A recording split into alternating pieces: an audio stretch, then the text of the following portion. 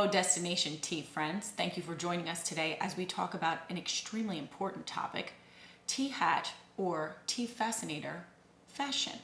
And actually, as I say that, I'm going to need to do something here, which I will be explaining later. Did I ever mention that the most visited page on destinationtea.com is about what to wear to afternoon tea? Well, my friends, you want it, you got it. Today, because don't forget, we already have covered some afternoon tea looks, and I will include the link to that below. Today, we will be focusing on this gorgeous item, the tea hat, or is it a tea fascinator? Watch and find out.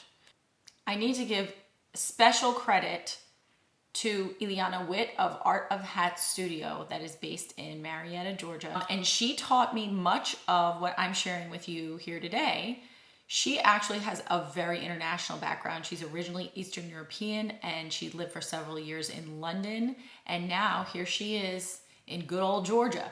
So her styles have a great range from delicate to playful to very sophisticated.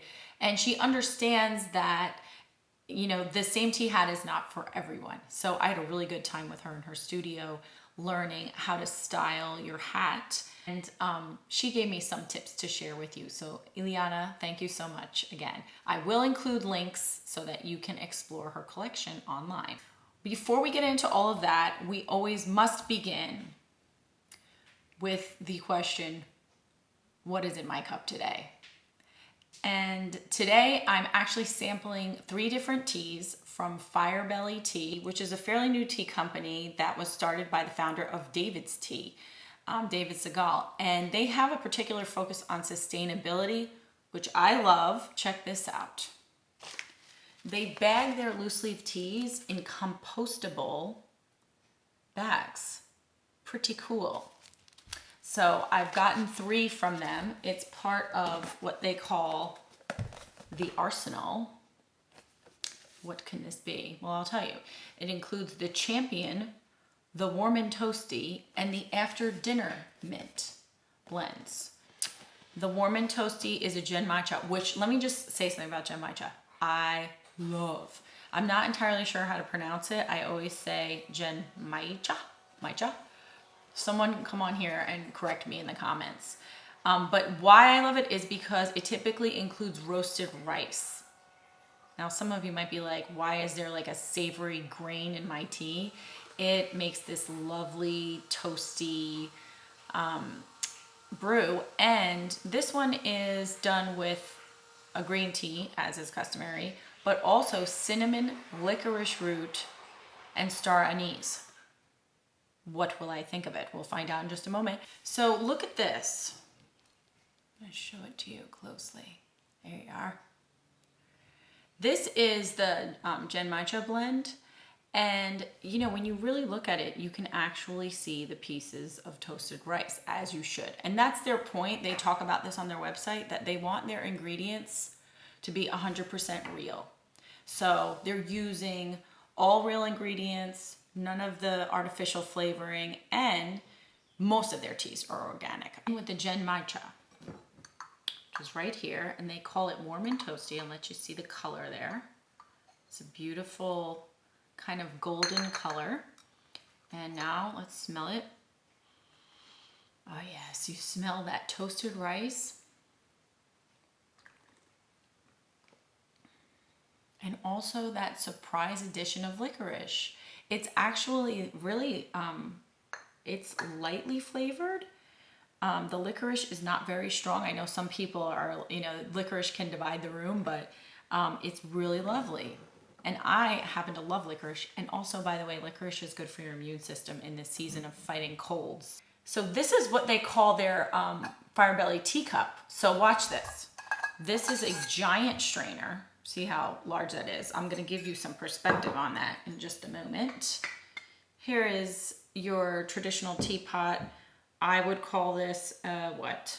8-cup pot at least, right? So this is something that we would use at an afternoon tea table when you have, you know, I don't know, 4 or more ladies. I would definitely go for a larger pot. And this magical infuser fits neatly right into the mouth of my teapot. So that is awesome for no fuss brewing, right? What would I do? I would put all of my loose leaf in here. I would pour over my water of the correct temperature, and I would pour it to the top on purpose because you want those leaves to get as much room as they can to open all the way up. And then when your steeping time is complete, this guy comes right out. No mess, right into here. And by the way, I saved these leaves and I would steep them again. If you see our brewing tips video, I will put the link to that below as well. You will see that I highly recommend always 2 infusions to make your tea leaves go as far as, stretch them as far as possible, right? Also, second infusions have usually less caffeine and they can have like a little bit different flavor profile. So it's kind of fun to experiment with that. And then I would just put my top on and be ready to serve that and bring that right to the table. I mean, that's not a lot to clean up to brew your tea.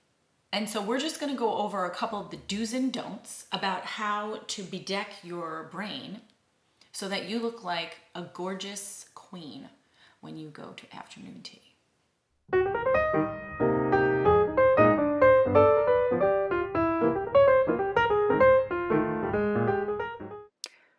Elena taught us that per the Royal Ascot dress code, a fascinator has a base of no more than 4 inches, like this one, which is often called a button hat. Anything else will be considered a tea hat.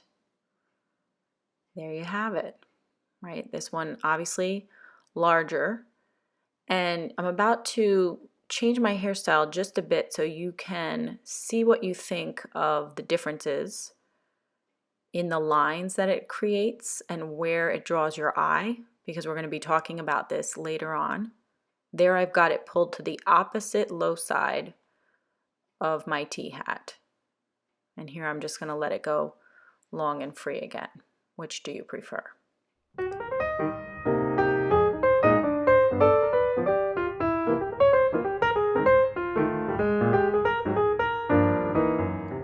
Though this is one of my most fabulous tea hats, which I would love to wear at maybe an outdoor event, you have to be considerate of others' personal space. So you see here, this hat does extend beyond my shoulder width, which you can use as a gauge. And that includes feathers. You want to make sure you're not poking your next door neighbor in the eye with your beautiful tea hat.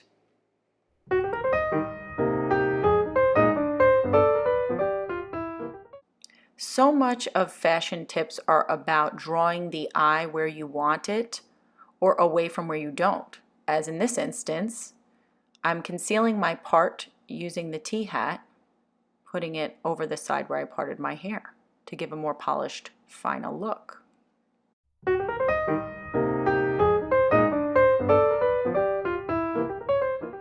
Again, to create that finished look, take 2 fingers and position the edge of your tea hat 2 fingers away from your brow. Again, you want to keep any stray hairs from showing there for that polished look.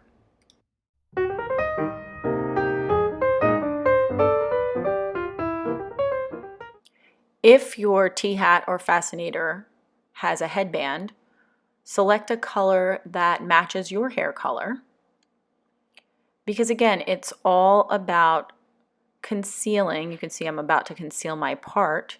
And again, what I'm doing is tucking in that headband to conceal it in between my hair. And I'm just going to double check that I have that pulled low enough on my brow, pass the test, okay? And this is all to the end goal of making it look seamless and polished.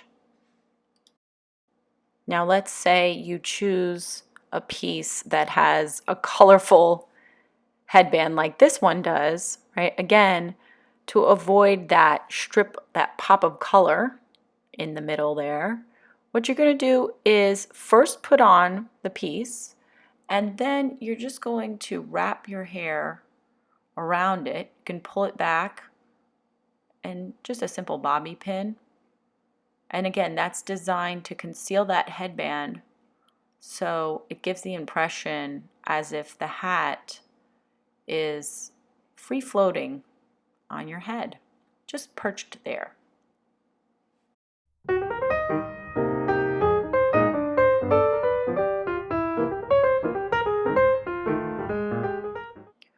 When we think of an elegant look or haute couture, we might think of long, lean lines.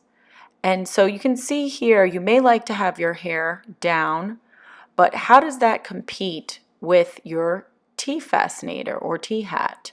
Look here how there's an elongation that happens that slenderizes the face and draws the eye upwards to that beautiful hat when you sling your hair diagonally and down.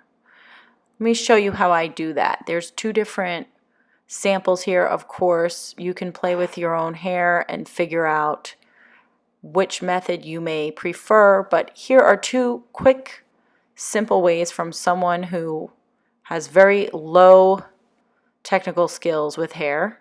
So there you see what I've done is just create a low bun, and I've pulled a little bit out of it. This time I'm going to do something that leaves more of my hair free, and you can see I'm using an open bobby pin and a very small claw clip. And what I'm going to do here is just weave my hair. It's nothing fancy. I'm just taking pieces at a time and pulling them up and over, twisting them. I'm just essentially twisting different pieces of hair, locks of hair, and then I'm securing that with that open bobby pin. And I'm going to add the mini claw clip just to secure it. You might need to add some more regular bobby pins if you have some flyaways there.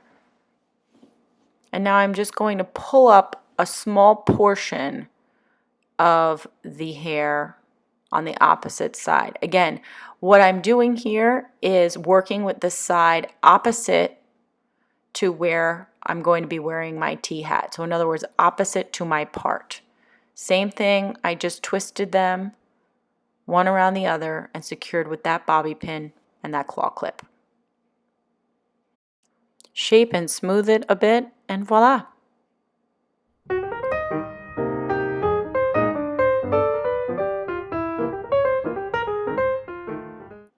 When accessorizing with earrings and necklace, you want to make sure that you are complementing rather than competing with your glorious, glamorous T-hat. And so if you look at that bottom right photo and even maybe the bottom left, I actually like the one on the bottom left. You have to see how you feel about it, but I would say the one on the bottom right is too large and a little too loud for this look, taking away from its sophistication. And don't be surprised, you may even actually choose your entire frock or outfit to complement your amazing T-hat that you love so much. So experiment. One more time, I want to say special thank you to Elena Witt, the owner of ArtofHats Studio. She hosted me in her studio and I got to try on a bunch of different hats and learn so much about how to choose your hat and then how to fashion it so that you have a complete look that is elegant. So I just would like to highlight Deborah Shirley, who actually advertises on Destination T on that page that I've referred to. So I will include the link here so that you can go ahead and look at her things.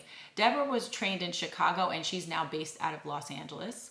And this beautiful piece right here was created by another milliner local to us here in Atlanta, Angela Kang Cole, and she has Nobby Millinery.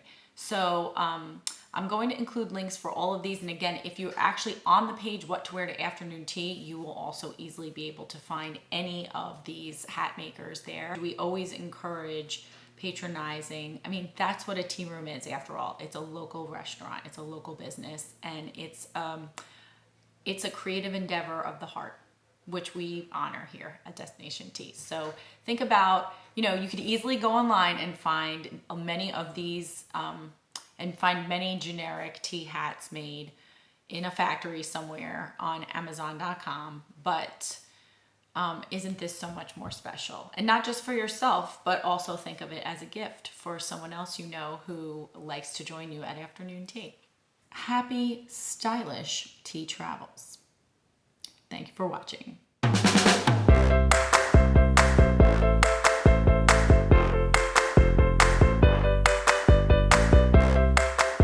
Thank you so much for joining us today. Okay. It's okay. It's okay.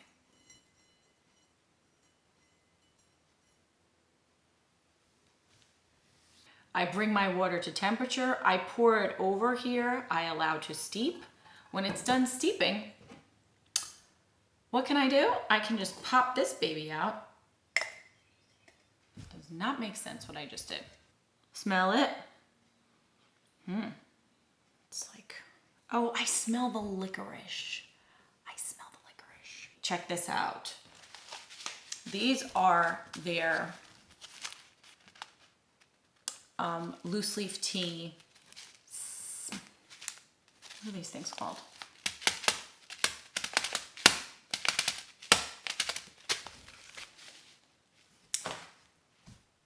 Check this out. Okay, so someone called me in the middle of this video.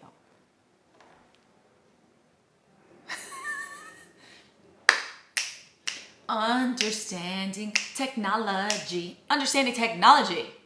Okay. No, thank you. I don't know.